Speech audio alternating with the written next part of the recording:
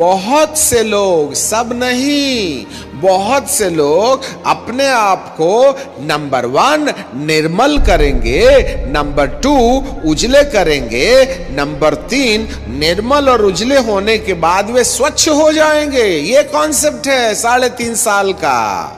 परंतु एक और दुखदाई बात यह है, लिखा है परंतु दुष्ट लोग दुष्टता ही करते रहेंगे। दुष्ट लोग दुष्टता ही करते रहेंगे और दुष्टों में से कोई ये बातें नहीं समझेगा। किताब के ऊपर लगी मोहर के खोलने से धरतीलोक में जो कुछ भी होगा, इस बारे में दुष्ट लोगों को कुछ समझ में नहीं आएगा। अब मुझे नहीं समझ में आता श्रोताओं, आप निर्मल और शुद्ध, निर्मल और उजले और स्वच्छ होने वाली लिस्ट में हैं या उन दुष्ट लोगों की लिस्ट में हैं जिनको ये बात समझ में नहीं आएगी जिसको पवित्र आत्मा आज प्रकाशित कर रहा है। यदि आज की बातें आपको समझ में नहीं आई तो मान के रखना कि आपने अपने आप को निर्मलता और उज्ज्वलता और स्वच्छ हो जाने वाली टीम से अलग कर लिया। भारी संदेश।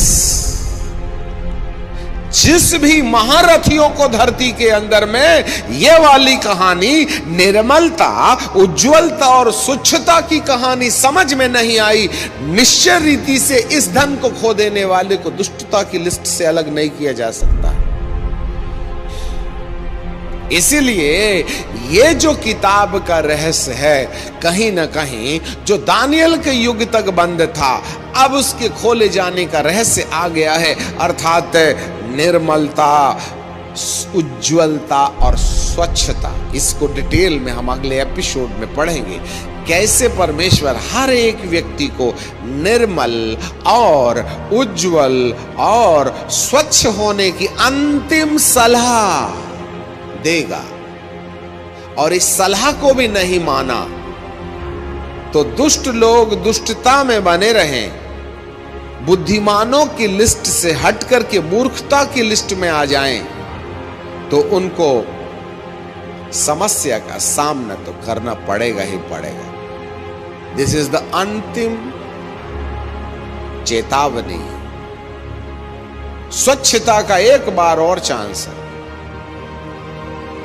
3.5 साल का काल स्वच्छता के लिए है, 3.5 बरस स्वच्छता के लिए। इसलिए 20, 21, 22, 22.5। अब हम इसको कैसे जोड़ेंगे, आपको अगले एपिसोड के लिए ठहरे रहना पड़ेगा। बाइबल का परमेश्वर कहता है दुष्टों में से कोई ये बात नहीं समझ पाएगा दानियल की किताब में, परंतु जो बुद्धिमान है वही समझेगा। इस किताब के अंदर में लिखी गई बात बुद्धिमानों के लिए है, मूर्खों के लिए नहीं। प्रकाशित वाक्य में 5वें अध्याय में पिता के हाथ में रखी किताब में जो कुछ भी लिखा है, जो खोलने के उसके ऊपर में डली 7 मोहरों के खोलने के बाद समझ में आएगी, ये समझ बुद्धिमानों के लिए है, मूर्खों के लिए नहीं है। जी हां। और यदि आपको बुद्धिमान बनना है तो अगले एपिसोड में हाथी समान कान लेके आइएगा और समझने की कोशिश कीजिएगा कि इन दोनों तरफ लिखी किताबों को जो 7 मोहर से मोहर की गई है, इन किताबों के अंदर आखिर क्या है जो बुद्धिमानों को समझ में आएगा, मूर्खों को नहीं मेरे प्रियो। क्योंकि बुद्धिमान निर्मलता, उज्ज्वलता और स्वच्छता पर ध्यान देंगे, और जो निर्मलता, उज्ज्वलता और स्वच्छता को बाईपास कर देगा उसका नाम बुद्धिमानों की लिस्ट में नहीं लिखा जाएगा, मतलब मूर्खों की लिस्ट में रहेगा। एक बात हम बताएं, मूर्खों की लिस्ट पर नाम लिखवाने की जरूरत नहीं है। हमारा नाम ऑलरेडी मूर्खों की लिस्ट में लिखा हुआ, क्योंकि हम पैदा ही मूर्खों की लिस्टों पर अपना नाम लिखवा के पैदा किए थे, क्योंकि हमको प्रभु की निर्मलता, उज्ज्वलता और स्वच्छता समझ में नहीं आई, इसलिए हम मूर्खों की लिस्ट में पैदा हुए थे।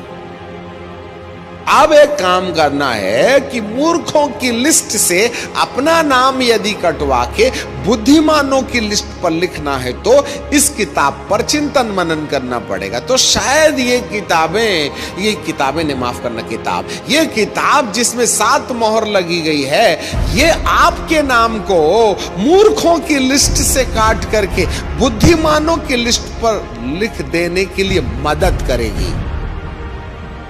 Wonderful Holi spirit, thank you Jesus. इसलिए आए अंग्रेजी बोलने वालों, आए बाइबिल के ऊपर में 10-15 PhD डिग्री लेने वालों, आए बाइबिल के सुनने और सुनाने वालों, आए बाइबिल के ऊपर में बहस करने वाले महाज्ञानियों, कान खोल के सुनो। जिस दिन तुम्हें यह किताब जिसमें 7 मोहर हैं, जो निर्मलता और उज्जवलता और स्वच्छता के लिए लिखी गई है, समझ में आ जाएगी ना, तो वो मूर्ख भी होगा जिसको अंग्रेजी नहीं आती, जिसने जिंदगी भर बाइबिल नहीं पढ़ा और यह किताब समझ गया, तो उसका नाम भी मूर्खों की लिस्ट से काट करके बुद्धिमानों की लिस्ट पर रख दिया जाएगा, क्योंकि किताब का कॉन्सेप्ट निर्मलता, उज्जवलता और स्वच्छता है। इसलिए अब हम परमेश्वर के सामने अपनी होशियारी को कचरे के डब्बे में डाल दें, अपने ज्ञान और अपने उम्र के तकाजे अंदाज को माटी पर डाल दें। अब धर्मियों और ज्ञानियों की जरूरत नहीं है। आप बाइबल में कितने बड़े उस्ताद हैं, आपने कितनी आत्माएं बचाई, कितना बपतिस्मा दिया, उसका जमाना गया।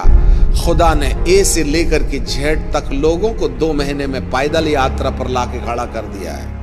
ये बड़े बड़े महारथी धरती के अंदर में उस्तादी दिखाने वाले आत्मिक दुनिया के अंदर में आज जमीन में पैदल चलना शुरू हो गए हैं। इसका मतलब गॉड इज इन ऑपरेशन। परमेश्वर उस किताब को खोलना चाहता है जिससे कि हर एक मूर्ख को एक बार बुद्धिमान बनने का अवसर मिल जाए। और बुद्धिमान कौन है परमेश्वर की दृष्टि में, वह तो वचन आगे बताएगा। मेरे प्रियो, इस मोहर के पीछे अच्छा संदेश नहीं है, परंतु क्या करें, ये परमेश्वर की मजबूरी है। और यदि हम सच में बुद्धिमान होते तो कलीसिया के प्रभु यीशु मसीह के दूसरे आगमन के पहले हम उठा लिए गए होते। परंतु यहां जो लोग हैं, चाहे वह मिस्री हों, चाहे वह असुरी हों, चाहे वह इजरायली हों, वे सब लोग कहीं ना कहीं जो दूसरे आगमन में उठाए जाने में रह गए, उन तमाम लोगों को बुद्धिमानों की लिस्ट पर नहीं रखा जा सकता है, नहीं तो वे यीशु के संग उठा लिए गए होते।